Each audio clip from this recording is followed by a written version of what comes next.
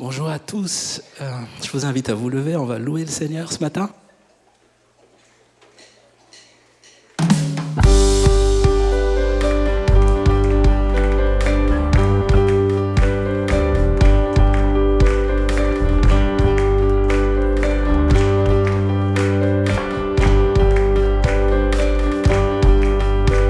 Lève-toi, mon âme, et souviens-toi, tout mon péché, il a enterré. Ce n'est plus moi qui vis, c'est Christ qui vit en moi. J'étais mort mais je suis passé de l'ombre à la lumière.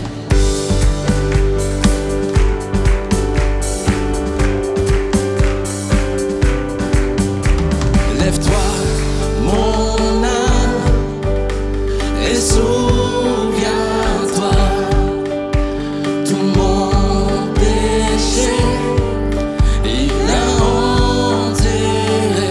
Ce n'est plus moi qui vis, c'est Christ qui vit en moi. J'étais mort mais je suis passé de l'ombre à la lumière.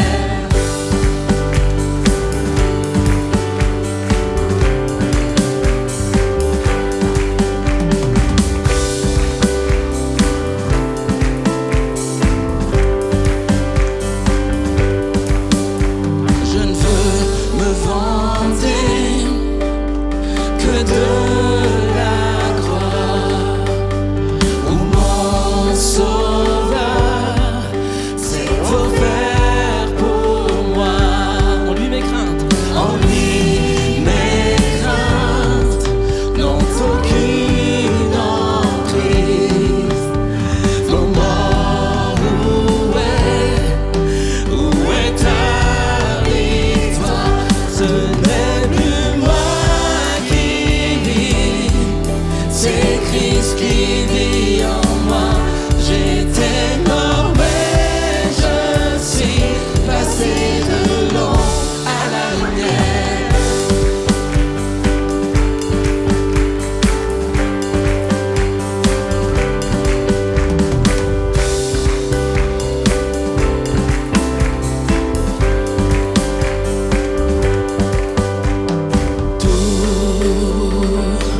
Tout en moi veut t'adorer.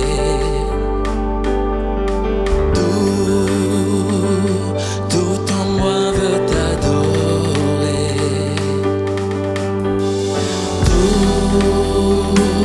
Tout en moi veut t'adorer.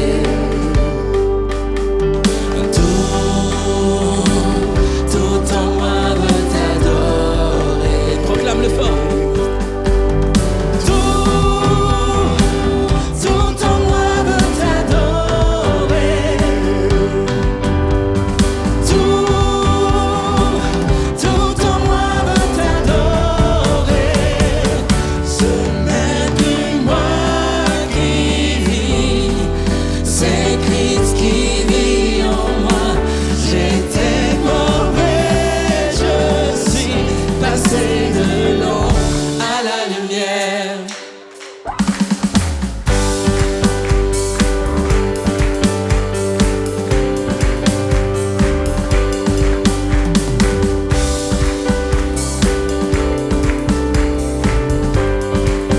Tout en moi veut t'adorer, Seigneur. Tout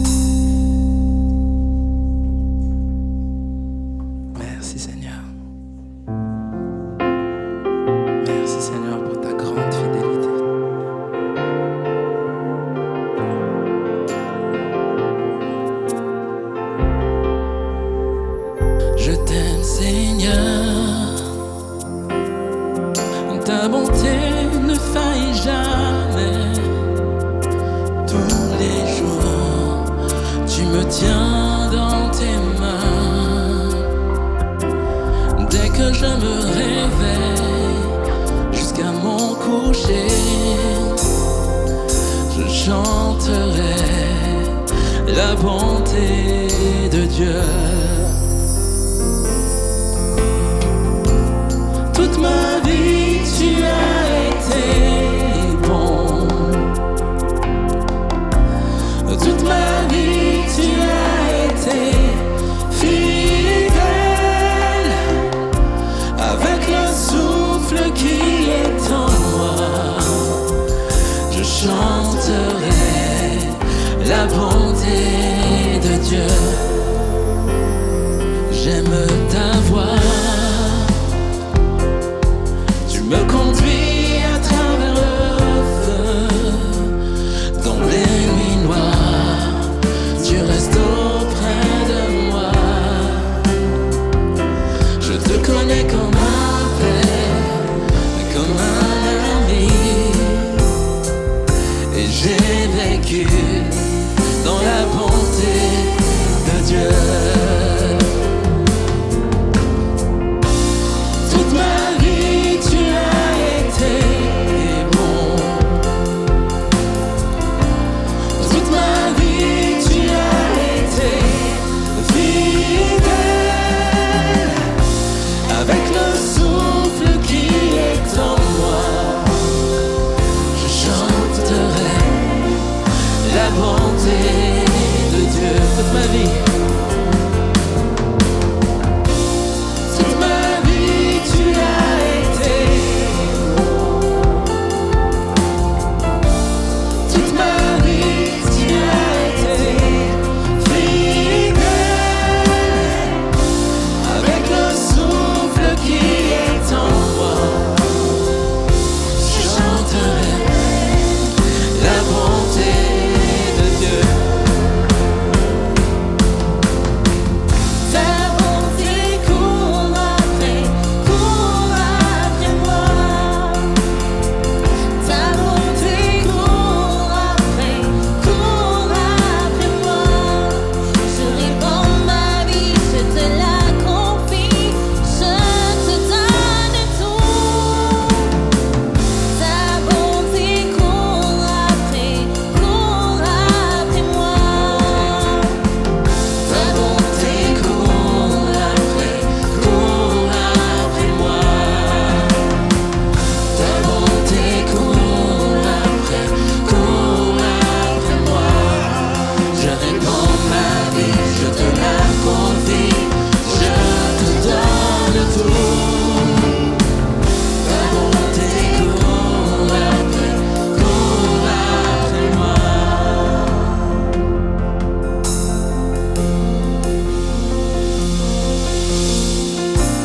Toute ma vie tu as été bon.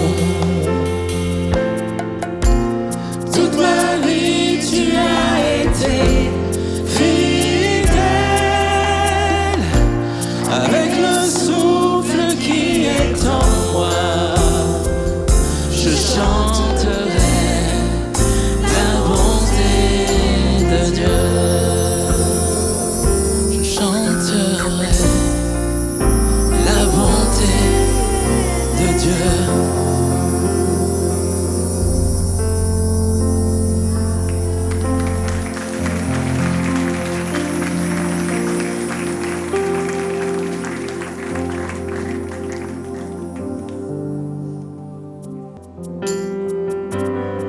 Glorieux Jésus, nous voulons élever ton nom ce matin.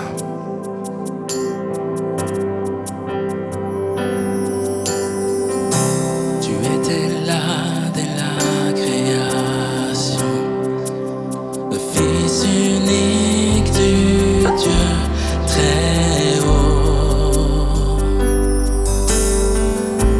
Le mystère de ta gloire révélé en toi, Christ notre Seigneur. Oh, ce nom est si merveilleux. Oh, ce nom est si merveilleux. Le nom de Jésus-Christ, mon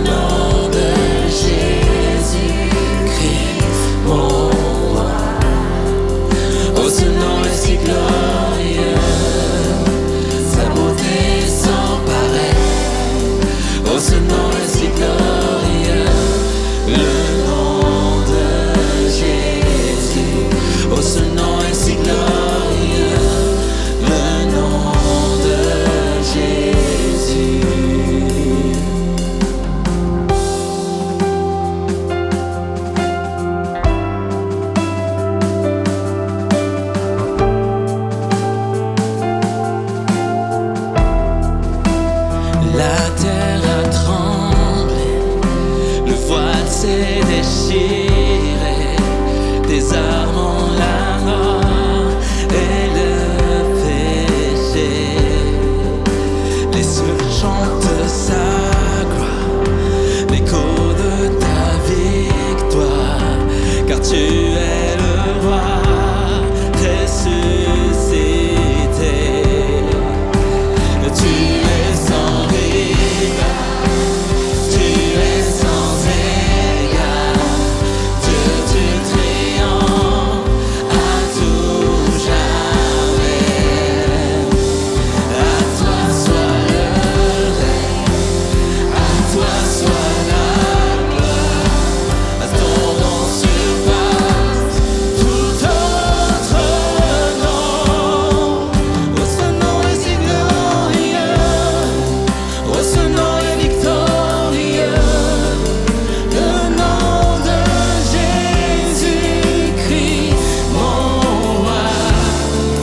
Oh, ce nom est victorieux, sa puissance est sans pareil. Oh, ce nom est victorieux, le nom de Jésus. Oh, ce nom est victorieux, le nom de Jésus. Tu es glorieux, Jésus. Merci, Seigneur.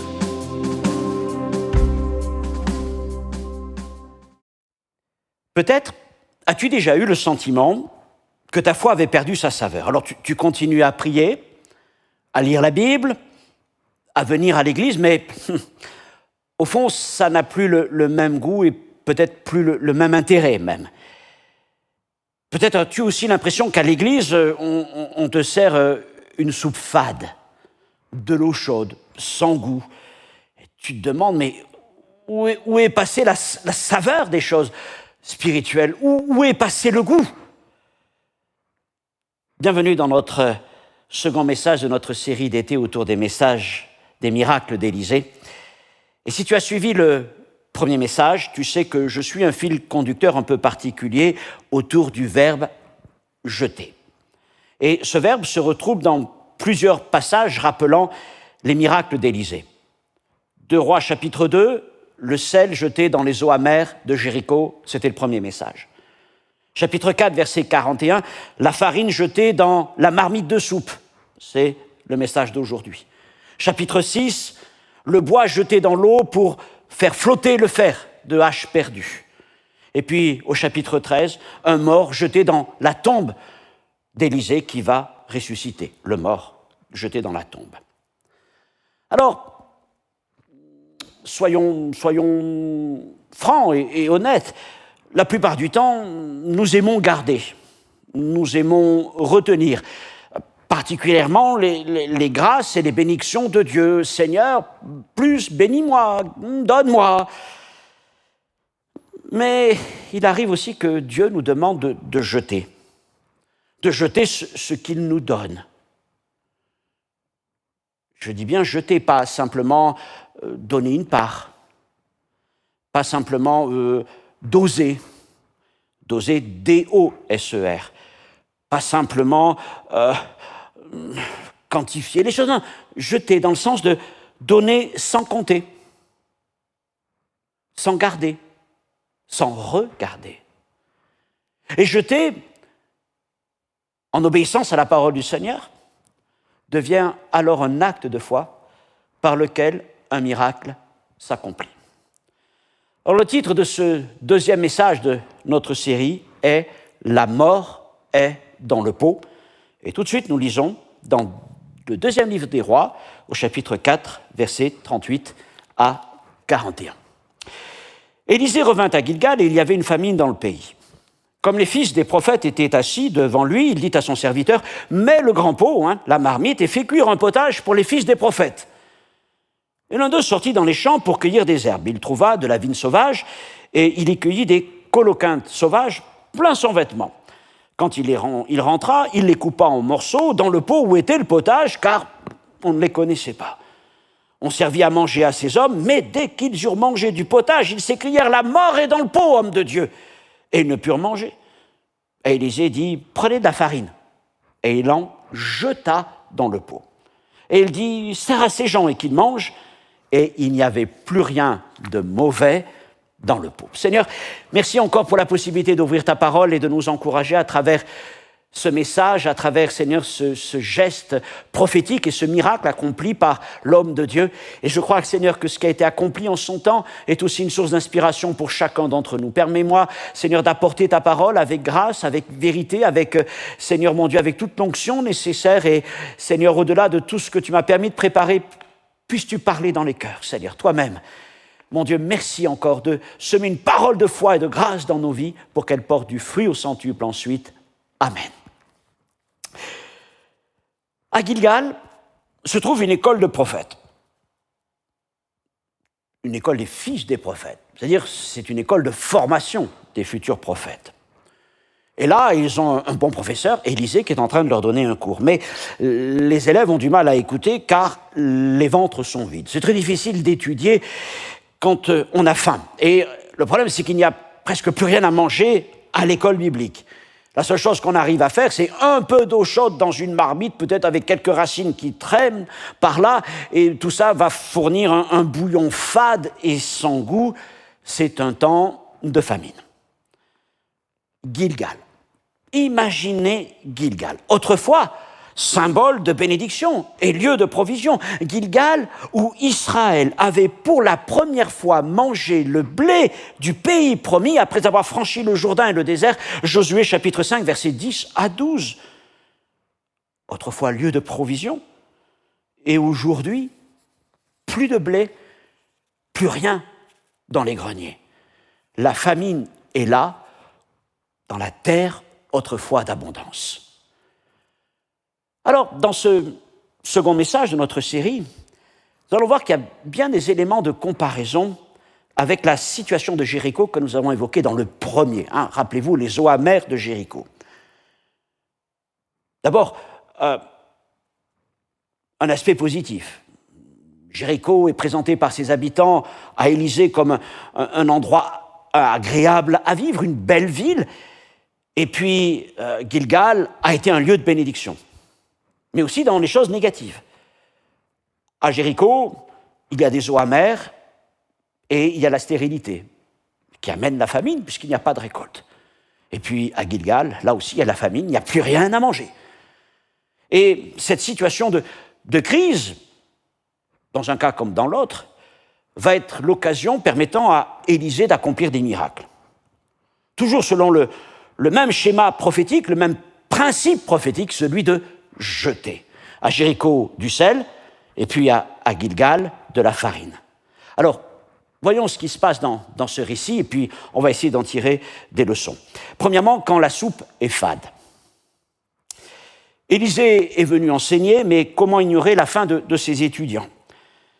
Il aura peut-être bien rempli le cœur et l'esprit, mais les ventres sont vides, il faut bien faire quelque chose. Alors il ordonne à son serviteur de préparer un potage dans la marmite, mais que mettre dans cette marmite quand il n'y a rien à y mettre? Imaginez alors cette soupe, c'est de l'eau peut-être accompagnée de quelques racines sans goût, un potage bien fade et peut-être un peu trouble, et vraiment dans l'école des prophètes, c'est la famine et ça se sent, et ça s'entend peut-être aussi. Et peut-être toi aussi, parfois, tu sens ton cœur vide. Ta foi est un peu fade, il n'y a pas grand-chose, et alors ton église, elle, est terne. Et puis, presque l'idée de te dire, on nous sert de la soupe sans goût, de l'eau chaude, avec rien dedans. Et alors, tu te mets à rêver d'un potage bien épais, goûteux, crémeux.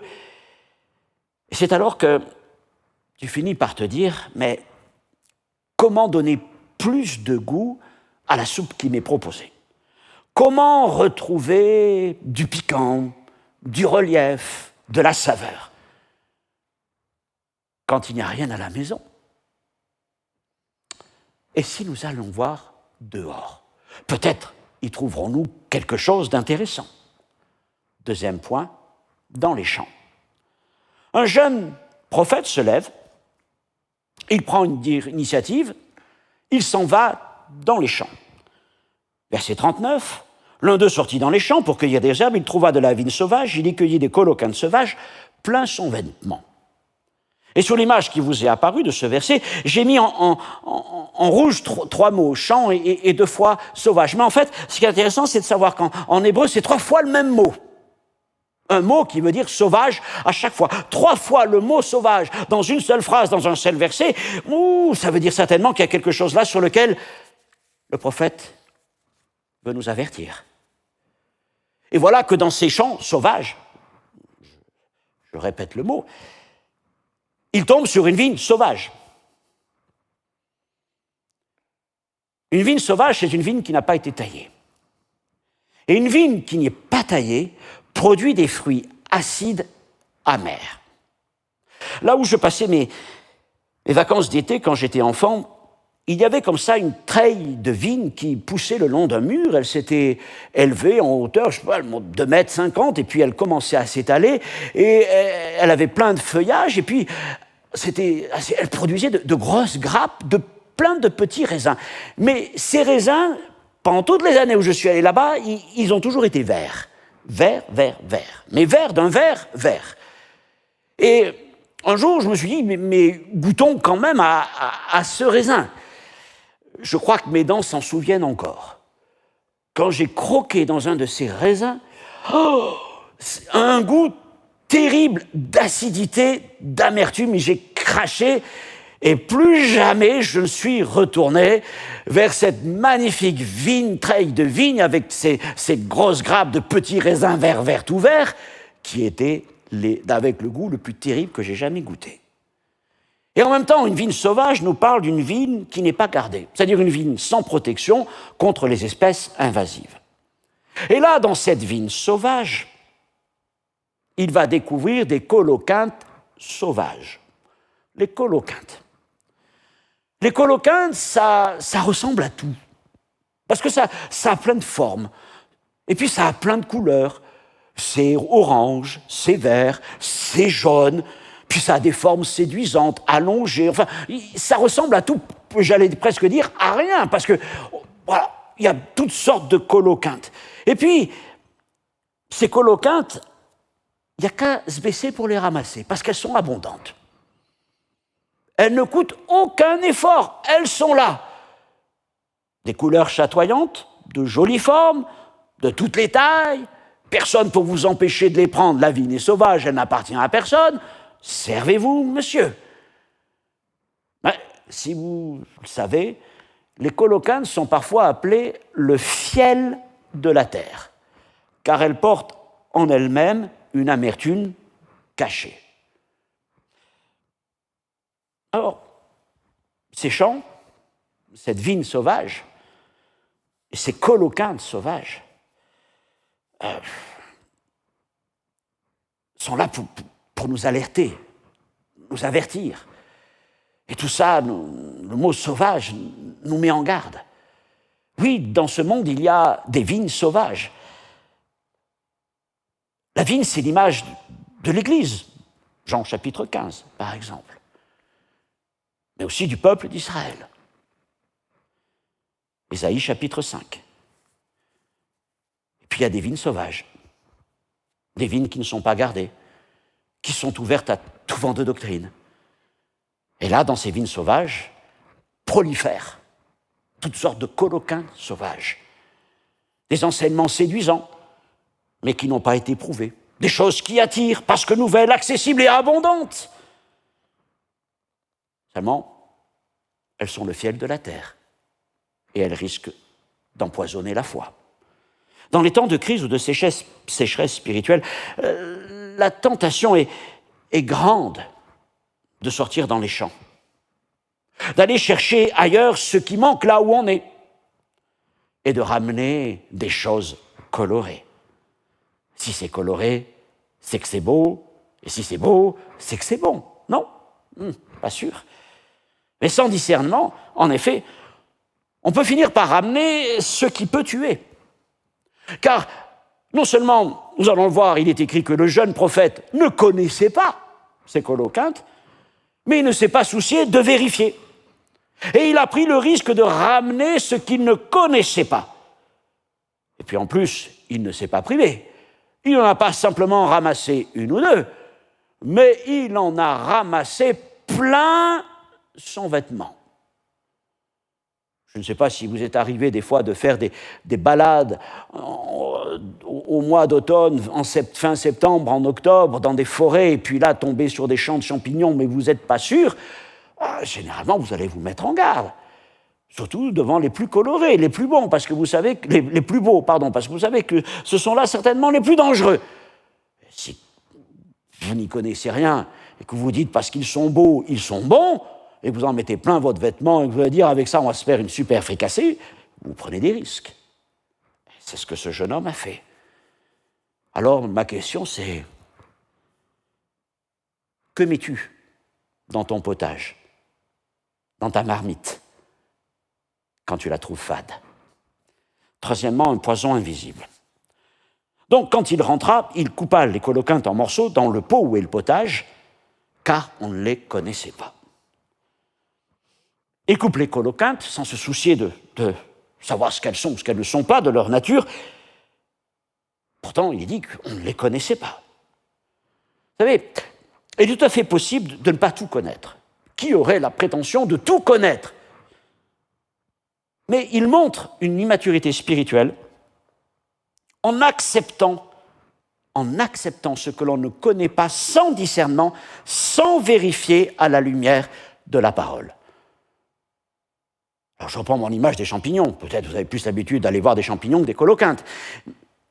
Si vous trouvez des beaux champignons mais que vous n'êtes pas sûr, vous allez passer peut-être à la pharmacie.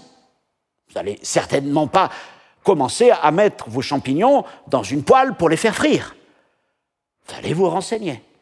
Bien, c'est pareil dans le domaine spirituel. Ou des colocyntes ou des champignons sauvages, vous allez en trouver. Ça, il suffit qu'il y ait un endroit où il y a un peu d'humidité, ça va pousser, ça va pousser, ça va pousser. Mais je vous en prie, avant de les mettre dans votre assiette, spirituelle, j'entends bien sûr, prenez le temps. Prenez le temps de consulter en quelque sorte le dictionnaire de référence, la parole de Dieu. Ne vous arrêtez pas simplement à juger à des promesses extérieures, des belles couleurs, des belles formes, sans avoir regardé au contenu. Vous savez, oui, il y a toutes sortes de choses qui vont attirer l'œil, et a priori, elles paraissent intéressantes, elles sont attirantes, ça c'est vrai, elles sont très attirantes. Mais le problème n'est pas dans l'extérieur, mais dans l'intérieur. Et c'est souvent à l'intérieur qu'on va découvrir le poison, peut-être des fausses doctrines, des choses qui ne sont pas en accord avec la parole de Dieu, des choses qui doivent nous amener à nous questionner avant de laisser ces choses rentrer dans nos vies, dans nos cœurs. L'apôtre Paul nous donne la bonne approche. Il ne nous dit pas d'être méfiants. Il nous dit dans 1 Thessaloniciens 5, 21, « Examinez toutes choses, retenez ce qui est bon. » Examinez. Avant de consommer, examinez. Examinez. Avec quoi? Avec la parole de Dieu. Examinez par vous-même, à la manière de ces chrétiens, de ces juifs de la ville de Bérée, qui, ayant entendu les enseignements de l'apôtre Paul, ont voulu quand même prendre le temps de vérifier si tout ce qu'il disait était conforme aux Écritures. Et en cela, l'auteur des Actes des Apôtres, Luc, ne les condamne pas, en disant « Oh, comment ça se fait? Ils ont osé remettre en cause les enseignements de l'apôtre Paul en vérifiant si c'était bien conforme avec les Écritures. » Non! Il les loue pour cela. Ils ont bien fait. Ils servent de modèle. Et nous aussi, nous devons agir comme cela. Nous ne devons pas agir sur ce qui paraît beau, attirant, mais sur ce qui est en conformité avec la parole du Seigneur.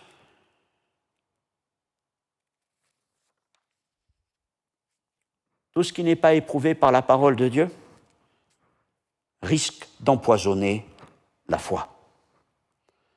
Encore une fois, ce n'est pas parce que c'est beau, parce que c'est nouveau, parce que c'est attrayant, parce que c'est abondant, que c'est sain. Car les apparences séduisantes, masquent souvent un poison. Alors voilà donc notre jeune prophète qui s'en revient avec toutes ses coloquintes et tout joyeux de montrer à ses amis toutes ces belles découvertes qu'il a fait, pleines de couleurs et de formes, qu'il les coupe en morceaux. Et puis il y en a plein de sa gamelle. Ah, ce soir, on va avoir quand même quelque chose à manger. Regardez tout cela. Et il met tout cela dans le pot commun, dans la marmite. Tout ça bouillonne et cuit. Et puis on sert, tout le monde est servi. Bah oui, parce que là, il y en a vraiment pour remplir toutes les assiettes. Et puis tout le monde mange. Et soudain, intoxication alimentaire généralisée. Tout le monde réalise qu'on vient d'avaler un poison. La mort est dans le pot. Et ce qui devait nourrir menace maintenant de tuer. Mes frères et sœurs, quand on laisse entrer des influences douteuses dans nos cœurs, dans nos familles, dans nos églises, prenons garde que la mort spirituelle ne s'installe. Prenons garde que le poison se répande sans discernement. Une solution inattendue, point numéro 4. Sitôt qu'ils comprennent qu'il y a un danger d'empoisonnement, ils font appel à l'homme de Dieu. Tiens, c'est bizarre, ils ne l'ont pas consulté avant lorsqu'ils ont coupé les coloquintes et qu'ils les ont mis dans le pot. Mais maintenant que la mort est là, on se tourne vers l'homme de Dieu pour lui dire « Ouh, c'est une catastrophe, la mort est là, nous en avons mangé, nous allons peut-être mourir. » Comment réagit Élisée? Il ne panique pas, il ne les rabroue pas, il ne dit pas « Pouh, videz la marmite, faites bouillir plus fort », mais il demande de la farine, du blé broyé moulu. Et comme il l'avait fait pour les eaux amères de Jéricho, eh bien, encore une fois, il va jeter. Il va jeter la farine dans la marmite, dans le pot. C'est encore une fois un geste prophétique, un geste de foi. Mais encore une fois, comme le sel, la farine en elle-même n'a pas le pouvoir de guérir ou de purifier. Ce n'est pas une antidote en elle-même, ce n'est pas un antipoison contre les coloquintes. Et puis, jeter ces éléments, oui, ce sont des éléments ordinaires, simples, presque insignifiants, oui, mais tout comme le sel, la farine, bien sûr, est un symbole fort.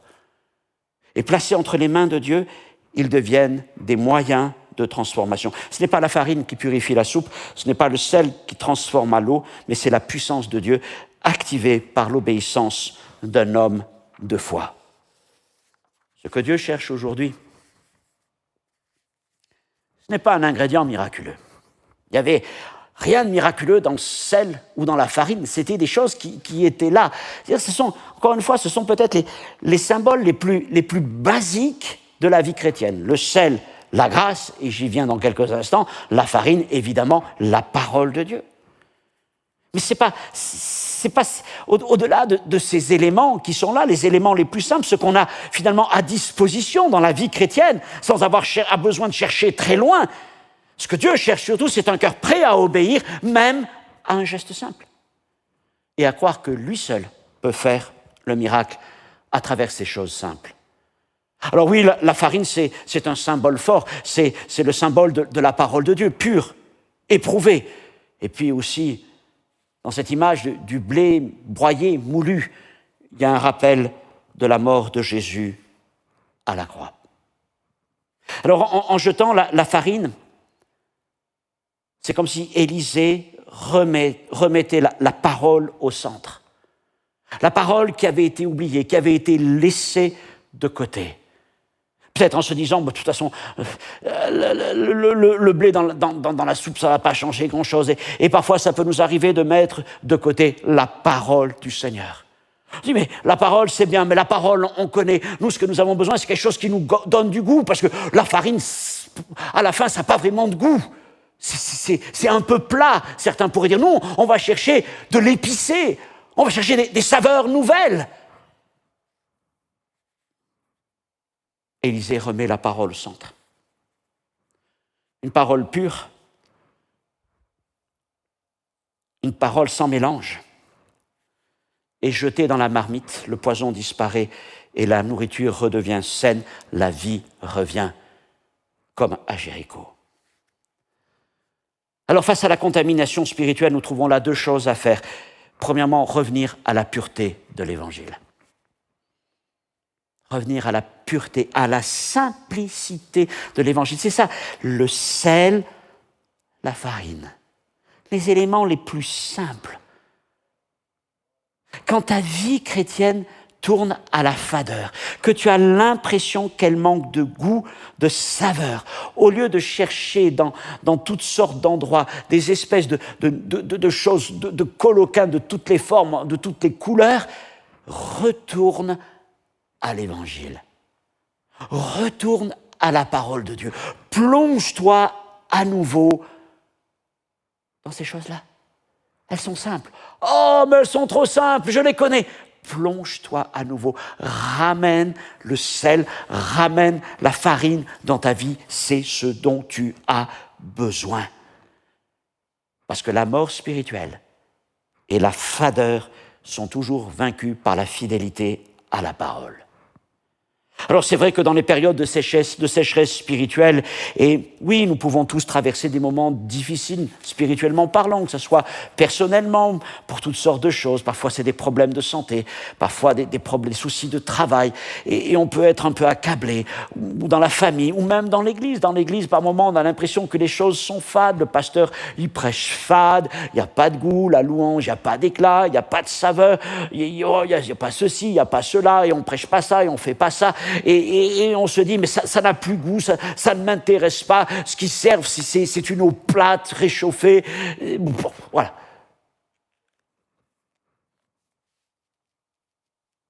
La tentation est grande alors d'aller dans les champs sauvages pour chercher des solutions rapides et pour amener toutes ces influences extérieures séduisantes dans ta vie, dans l'idée de donner du goût aux choses.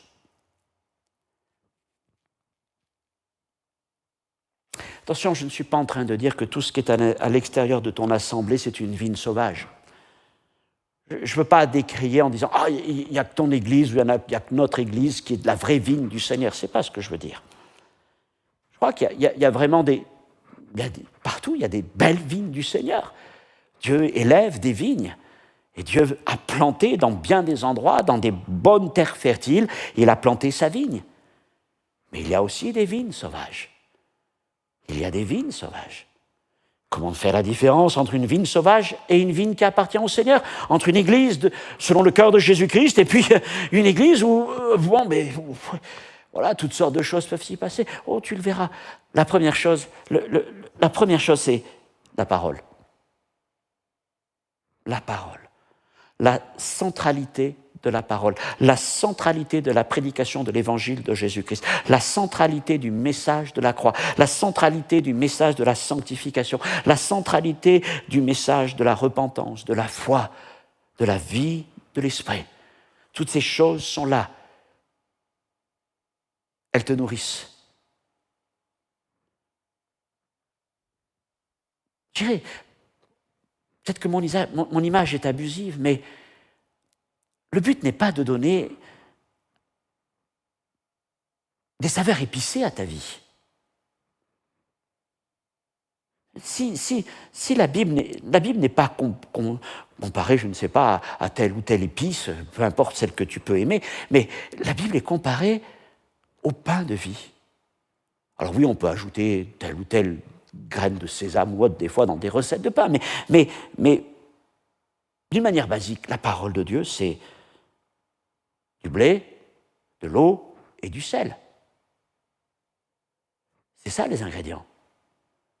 Ce qui relève, ce qui donne du goût, ce ne sont pas les épices, c'est le sel de la grâce. Mais fondamentalement, ce dont nous avons besoin, c'est le blé, la parole de Dieu, parce qu'elle est nourrissante. Les épices, toutes ces saveurs qu'on peut te montrer. Oui, les épices peuvent donner un certain goût, mais les épices ne nourrissent pas. Ce qui nourrit, c'est la parole de Dieu. Et ce dont tu as besoin, c'est de la parole de Dieu. Ce n'est pas de l'excitation d'un instant. Oh, quelle saveur! Oh, ma langue est piquante. Non. C'est de cette nourriture le pain descendu du ciel, Jésus-Christ, la parole vivante, et cette parole, ces Écritures inspirées du Saint-Esprit. Cinquièmement, je voudrais faire une comparaison entre les événements de Gilgal et ceux de Jéricho. Alors, te souviens-tu du premier miracle d'Élisée à Jéricho, hein? Jéricho, la ville était bonne, mais l'eau était mauvaise par nature. Elles étaient amères par nature. À Gilgal, l'eau de la soupe était bonne, mais elle a été contaminée par ce qu'on y a jeté. Ce que je veux dire, c'est que parfois, les choses sont corrompues à la source. Cas de Jéricho, hein. C'est l'héritage du péché, le symbole de ce qui se passe dans le monde. Et parfois, nous corrompons ce qui est bon, en laissant entrer ce qui est mauvais, ce qui est mortel, comme à Gilgal, jusque dans nos cœurs ou jusque dans la communauté de Dieu. Et dans les deux cas,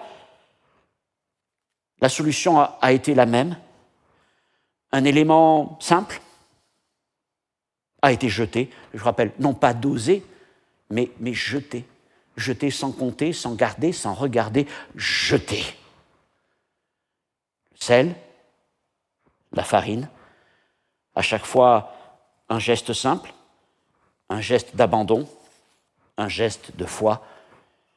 Christ est notre sel, Christ est notre farine, Christ est le seul qui peut purifier, guérir et rendre la vie.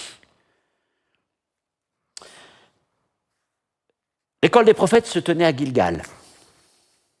Gilgal, je l'ai mentionné tout au début de ce message, c'était un lieu chargé d'histoire.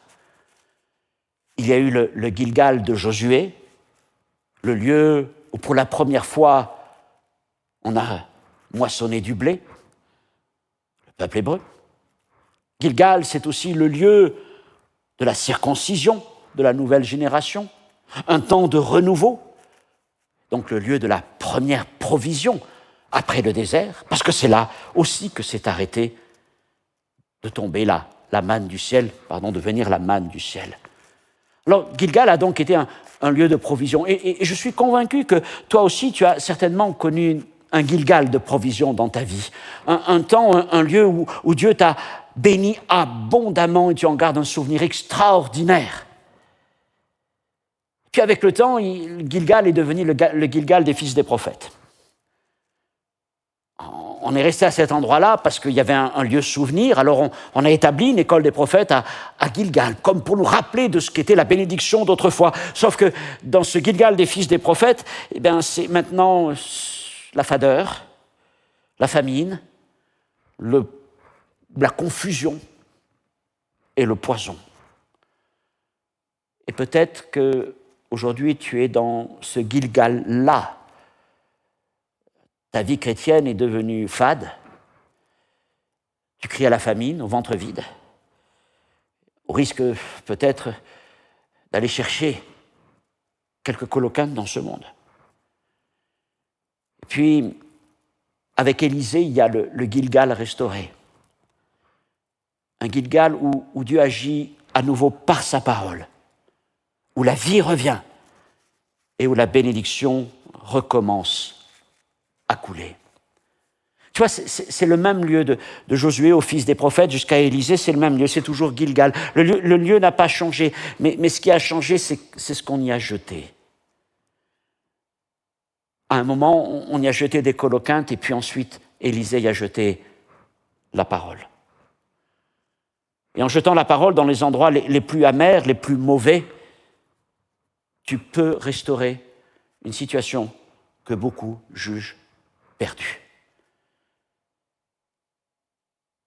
Mes frères et sœurs, mes amis, ce que tu as besoin dans ta vie et ce que beaucoup d'églises ont besoin aujourd'hui, ce n'est pas d'épices, ce n'est pas de choses colorées, ce n'est pas de quelque chose qui va donner une nouvelle saveur, non, c'est la parole.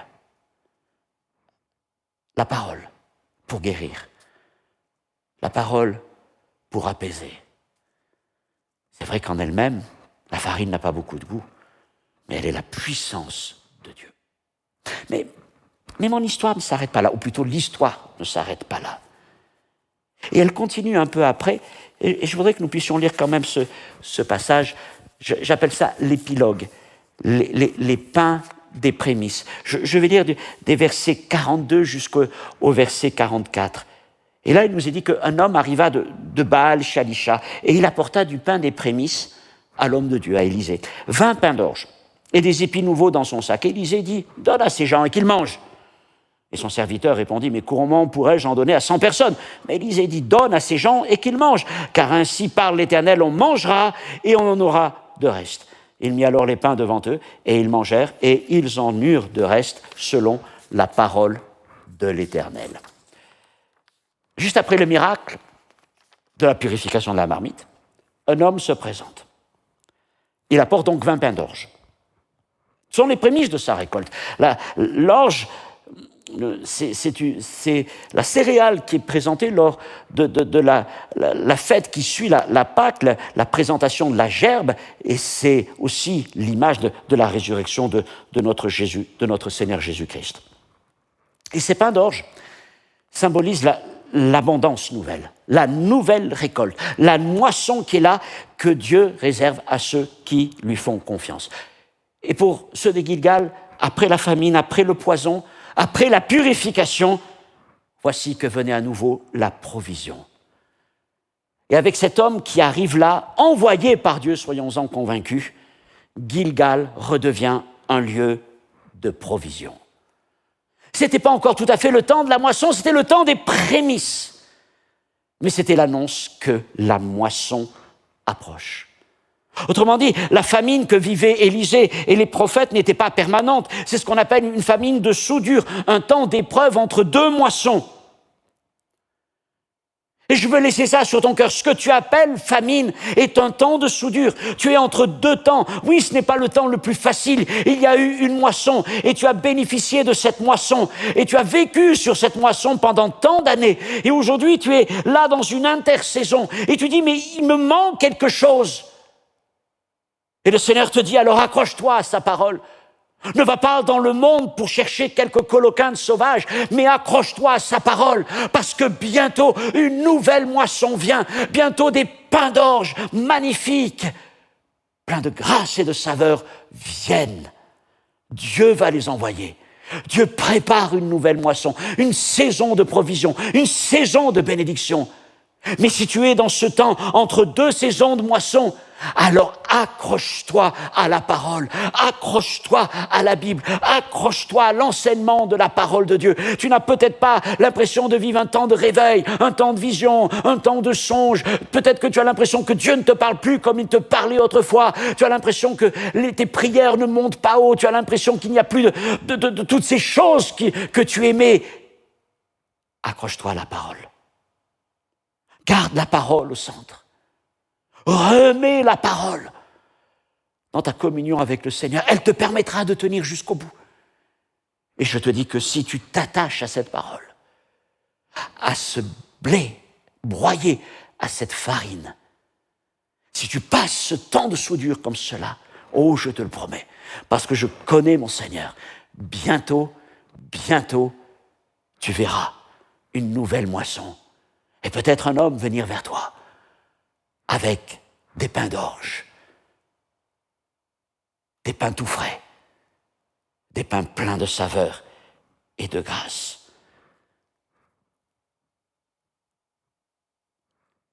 Et Dieu a envoyé donc, à travers cet homme, ce message au prophète de Gilgal. La saison de la disette touche à sa fin. La bénédiction est en chemin. La provision arrive. J'avais fait dans le premier message un parallèle entre les eaux de Jéricho et les eaux de Mara. Et je pourrais reprendre un peu ce parallèle. Tu sais, à Mara, donc les eaux amères, et tu sais que Moïse a jeté un morceau de bois dans les eaux pour les rendre pures. Ils ont pu boire. Le bois, symbole de la croix. Et puis, ils ont continué leur chemin. Et quelques dizaines de kilomètres après, je ne sais plus exactement, sais-tu ce qui vient après Mara? Élim. Élim, avec ses 70 palmiers et ses 12 sources d'eau. Après Mara, Élim. Après le temps de la soupe fade, vient, c'est certain pour ceux qui sont restés fidèles au Seigneur, le temps des pains d'orge.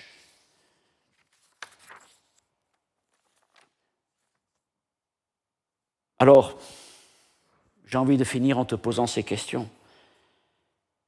Quelle saveur trouves-tu aujourd'hui à ta vie chrétienne, ou peut-être à ton Église? Alors oui, peut-être qu'elles n'ont plus le goût et l'abondance d'autrefois, mais je te dis encore une fois, veille bien à ce que tu laisses entrer en toi, dans ton cœur, dans ta communion avec Dieu. Peut-être tu t'es retrouvé exposé. Il y a tellement de témoignages de gens qui se sont retrouvés dans des situations de vignes sauvages et ont goûté à des coloquintes sauvages. Et leur cœur en est marqué encore, l'amertume est là encore, la crainte, la douleur, la souffrance. Et le seul moyen de guérir de cela, c'est la parole de Dieu. Le retour à la parole, à la simple parole, aux évangiles, aux épîtres, à ces choses qui nourrissent notre cœur.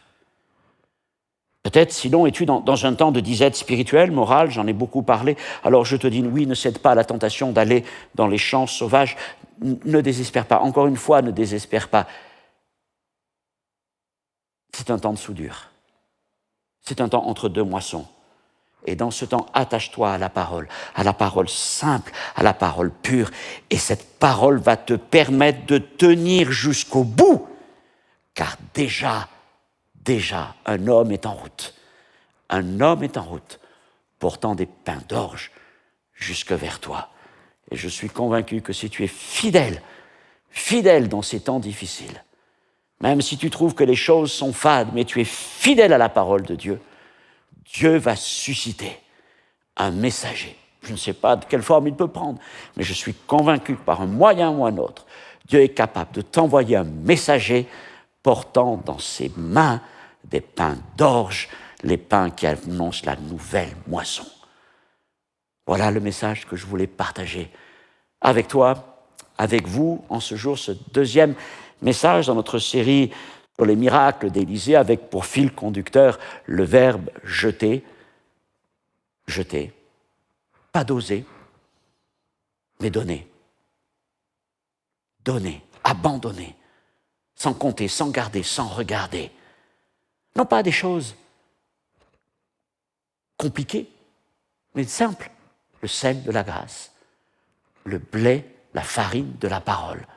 Ces choses qui sont à notre disposition et que Dieu nous demande de jeter afin d'aller vers la bénédiction.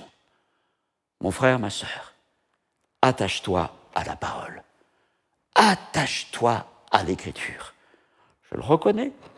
Ça demande peut-être un peu plus d'effort que d'aller chercher les coloquintes. Oh, les coloquintes, il n'y a pas de problème. Pouf, elles sont là, t'as qu'à les ramasser. La parole de Dieu, oui, il faut faire un peu plus d'effort. Il faut s'astreindre, se discipliner, à la lire, à la méditer. Mais je te dis que si tu fais cela, tu préserveras ton cœur, tu garderas ton cœur jusqu'au jour où le Seigneur te visitera.